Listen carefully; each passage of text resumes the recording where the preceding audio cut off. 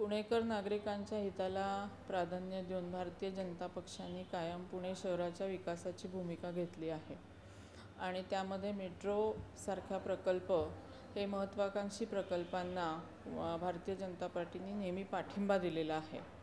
परंतु तरीसुद्धा परवा स्थायी समितीमध्ये ज्या झालेल्या चर्चेमध्ये या संपूर्ण प्रकल्पाच्या अहवालाच्या बाबतीमध्ये कुठलीही चर्चा होऊ शकली नाही।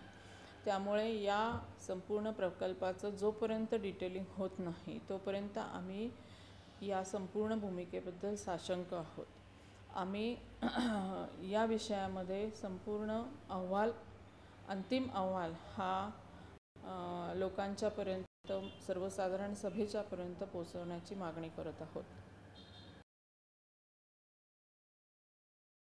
पुणे शहरातील नागरिकांच्या वरती कर लादून मेट्रोची सुविधा आणणं हा प्रकारच मुळात चुकीचा आहे। त्याला भारतीय जनता पार्टी सर्वप्रथम विरोधच करेल।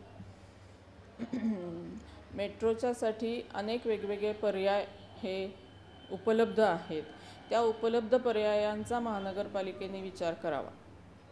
उदाहरणार्थ BOT आहे किंवा पब्लिक प्रायव्हेट पार्टनरशिपचं मॉडेल आहे।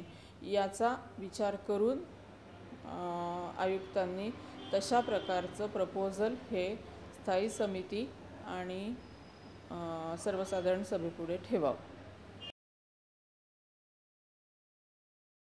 मेट्रोच्या प्रकल्पामध्ये काही उड्डाणपूल हे मध्ये येत आहेत असं आत्ता प्रथमदर्शनी दिसतंय।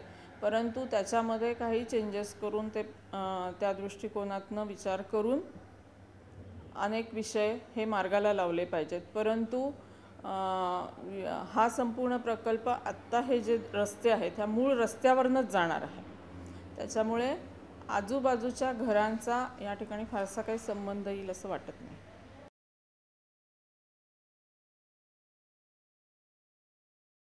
महापौरांची जी भूमिका आहे की त्यामुळे सत्तारूढ पार्टीच्या एकंदरच सत्तारूढ पार्टीवर विश्वास ठेवून आम्ही या भूमिकेला